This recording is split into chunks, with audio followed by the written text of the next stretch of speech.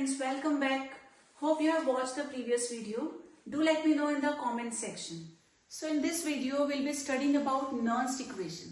ये एक ऐसा टॉपिक है जिसका न्यूमेरिकल आपको क्लास 12 बोर्ड्स में जरूर मिलने वाला है, तो इस टॉपिक को आप लोग स्किप ना करें, इसको जरूर पढ़ लें. ठीक है, तो इस टाइप का क्वेश्चन आपको मिलेगा और क्वेश्चन में डायरेक्टली गिवन होता है कि यूजिंग नर्न्स्ट इक्वेशन आप लोग ई सेल फाइंड करिए. तो सबसे पहला आपका काम है फॉर्मूला लिखना.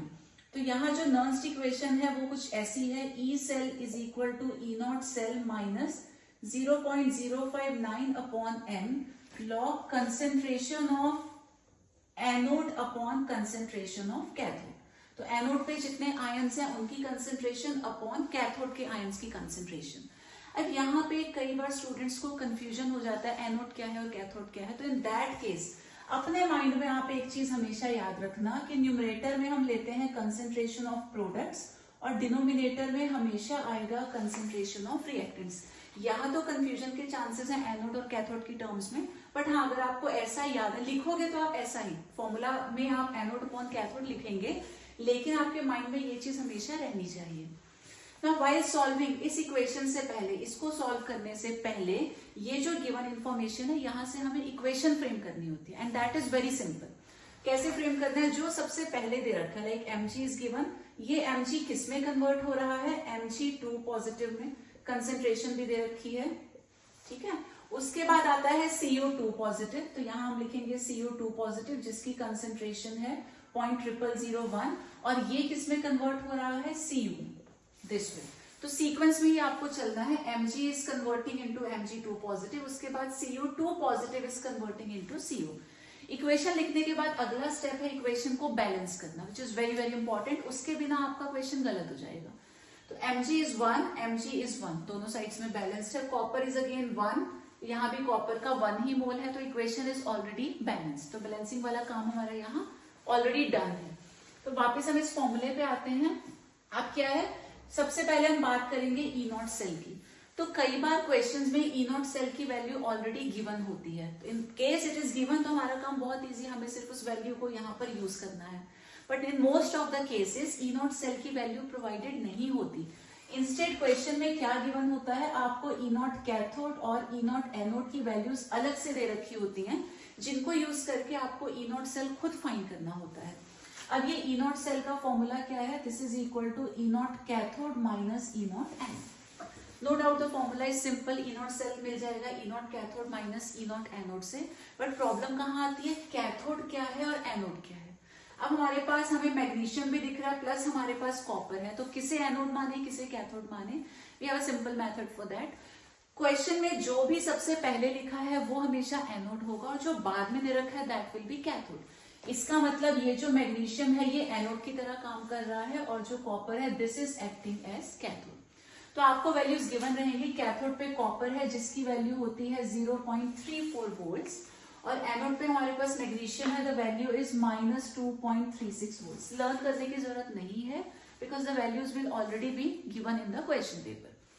तो हम यहीं पे कैलकुलेट कर लेते हैं. ई नॉट कैथोड, कैथोड पे है 0.34 माइनस एनोड इज माइनस 2.36, तो ये माइनस माइनस हो गया प्लस, इसको कैलकुलेट करेंगे तो विल बी गेटिंग 2.70. तो ई नॉट सेल की वैल्यू ऑलरेडी हम कैलकुलेट कर चुके हैं. एग्जाम में भी आपको सॉल्व करके दिखाना होगा और स्टेप मार्किंग होती है, तो you can not miss any of the steps.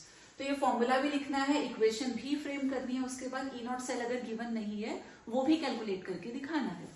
अब हम क्या करेंगे, ये रहा फॉर्मूला, हमें ई सेल तो कैलकुलेट करना ही है. ई नॉट सेल हम ऑलरेडी फाइंड कर चुके हैं 2.70 माइनस 0.059 अपॉन. अब बात आती है कि n की वैल्यू क्या है.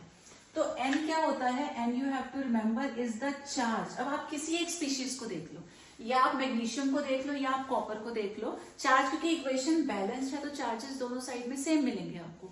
तो अगर हम कॉपर को देखते हैं इसका चार्ज है +2, मैग्नीशियम को देखते हैं तो भी चार्ज है +2, देयरफॉर n की वैल्यू यहाँ पे हो जाएगी 2.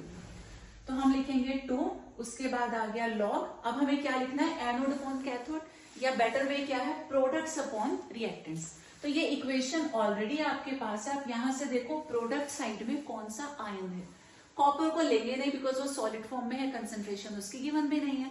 ठीक है, तो मैग्नीशियम है जिसकी कंसेंट्रेशन गिवन है, हम यहाँ लिखेंगे Mg2 पॉजिटिव अपॉन में क्या लेना है, तो वी हैव रिएक्टेंट्स। अब आप रिएक्टेंट साइड में देखिए तो हमारे पास ये आयन है, तो हम यहाँ लिख देंगे CO2 पॉजिटिव। अब अगले स्टेप में इनकी वैल्यूज को हम सब्स्टिट्यूट कर देते हैं अपॉन 2 लॉग। अब Mg2 पॉजिटिव की वैल्यू है 0.001 और कॉपर की वैल्यू है 0.0001। अब इसे हम सॉल्व करेंगे, माइनस इसको 2 से डिवाइड कर देते हैं तो 0.0, 2 2 4, 2 9 18 एंड 2 5 10, कुछ ऐसा आपको मिल जाएगा लॉग।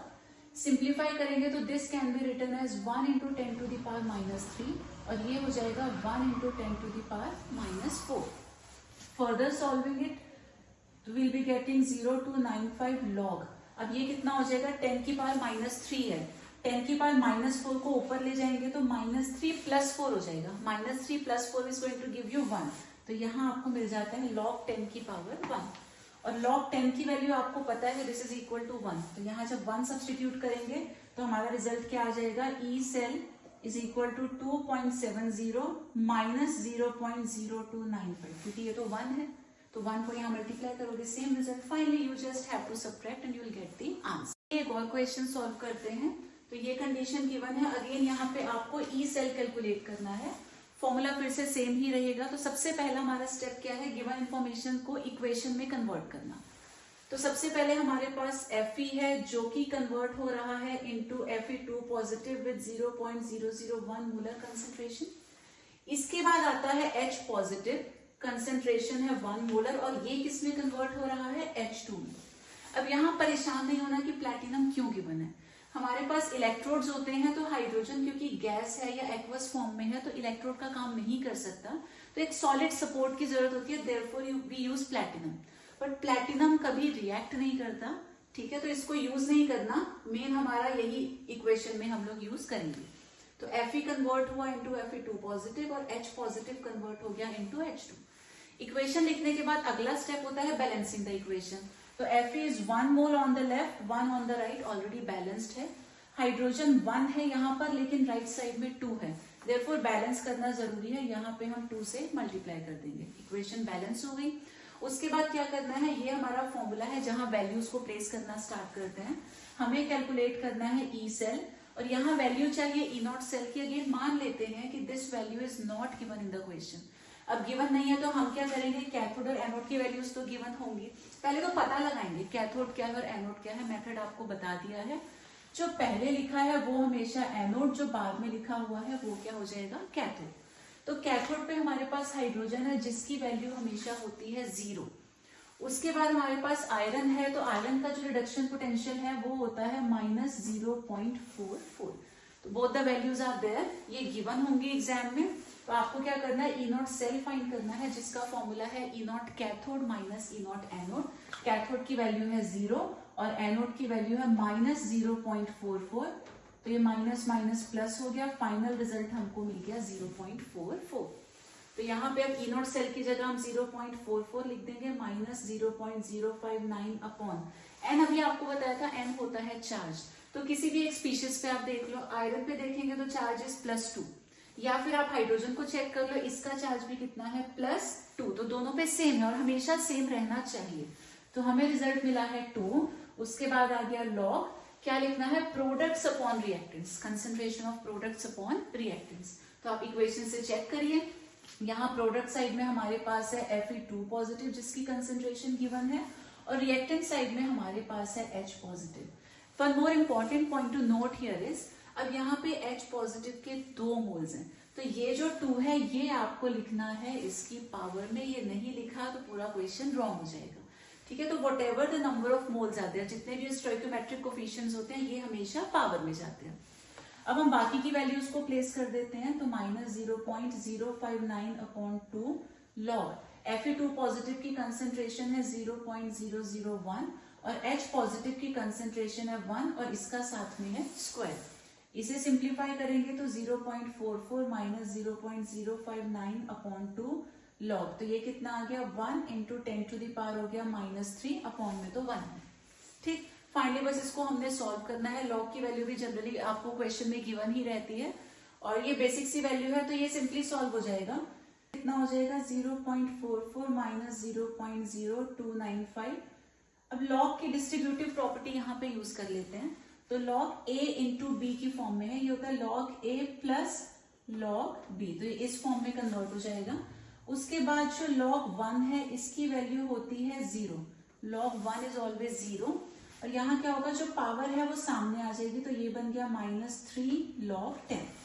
log 10 अभी प्रीवियस क्वेश्चन में भी डिस्कस किया था, log 10 is always equal to 1।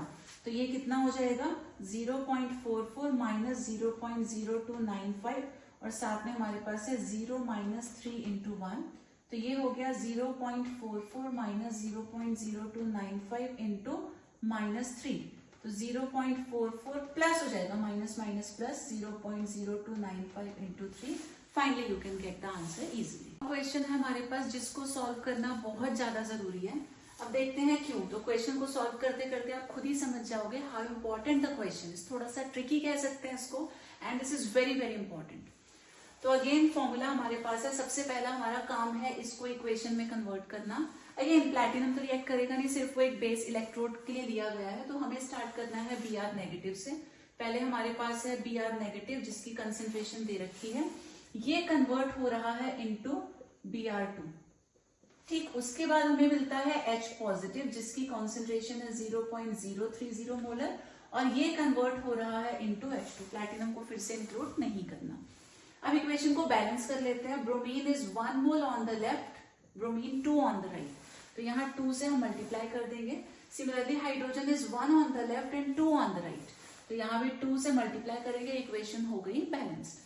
उसके बाद वैल्यूज को प्लेस करते हैं। ये ऑलरेडी फॉर्मूला हमारे पास है, तो ई सेल कितना हो जाएगा, E cell is equal to E not cell. तो अगेन मान लेते हैं कि ई नॉट सेल गिवन नहीं है, तो हम क्या करेंगे, अब वैल्यूज को यूज करेंगे। हाइड्रोजन अभी डिस्कस किया था, हाइड्रोजन की वैल्यू होती है 0, और वैसे भी हाइड्रोजन बाद में दे रखा है तो वो कैथोड पे होगा, तो एनोड पे क्या हो जाएगा ब्रोमीन। ब्रोमीन की वैल्यू होती है 1.09, तो यहाँ कितना आ जाएगा cathode minus anode, the result is -1.09। तो ये रिजल्ट हम यहाँ लगा देते हैं। ई नोट सेल की जगह लिख देते हैं -1.09 minus 0.059 upon N. N charge होता है, तो हाइड्रोजन पे चार्ज कितना है +2 या ब्रोमीन पे चार्ज कितना है -2। साइन को इग्नोर कर देते हैं, चार्ज 2 आ रहा है तो हमने एन की जगह पे ले लिया 2 लॉग। वैसे तो है एनोड अपॉन कैथोड, लेकिन हमें क्या याद रखना है प्रोडक्ट्स अपॉन रिएक्टेंट्स। अब यहाँ आपको समझ में आएगा कि why I am focusing on this point. ये जो इक्वेशन है आपके पास, अगर आप प्रोडक्ट साइड में देखें तो हमें इन दोनों में से किसी की भी कॉन्सेंट्रेशन गिवन नहीं है। अब क्योंकि कंसेंट्रेशन ही नहीं है तो यहाँ हम कुछ नहीं ले सकते, हमें लेना पड़ेगा सिंपली 1 यूनिटी। उसके बाद आता है अपॉन में रिएक्टेंट्स। तो रिएक्टेंट्स में 2 की कॉन्सेंट्रेशन दे रखी है, अब दोनों को डिनोमिनेटर में लिखना पड़ेगा। तो पहले हमारे पास है Br नेगेटिव, क्योंकि इसके 2 मोल्स है, that 2 will be shown into the power. और उसके बाद ऐसे ही आता है H पॉजिटिव, इसके भी 2 ही मोल्स हैं तो वो चले जाएंगे पावर में। अब तो इजी हो गया काम, सिर्फ आपने वैल्यूज को प्लेस करना है और सॉल्व कर देना है। log 1 अपॉन Br नेगेटिव की कंसेंट्रेशन है 0.010, इसका स्क्वायर लेना है, और H पॉजिटिव है 0.030 और इसका भी लेना है आपको स्क्वायर।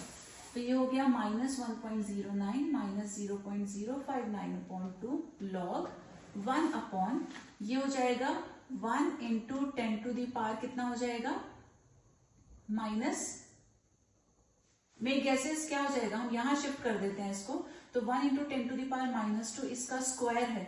सिमिलरली ये हो जाएगा 3 इंटू 10 टू दी पावर -2, इसका भी क्या है स्क्वायर। अब फर्दर इसे सिंप्लीफाई करेंगे, 1.09 माइनस 0.059 अपॉन 2 लॉग, तो ये आ जाएगा 1 इंटू 10 टू दी पावर -4, 3 का स्क्वायर हो जाएगा 9, 10 इंटू 10 की पावर हो जाएगा -4। अब इसको आप लोग सिंप्लीफाई करके सॉल्व कर सकते हैं।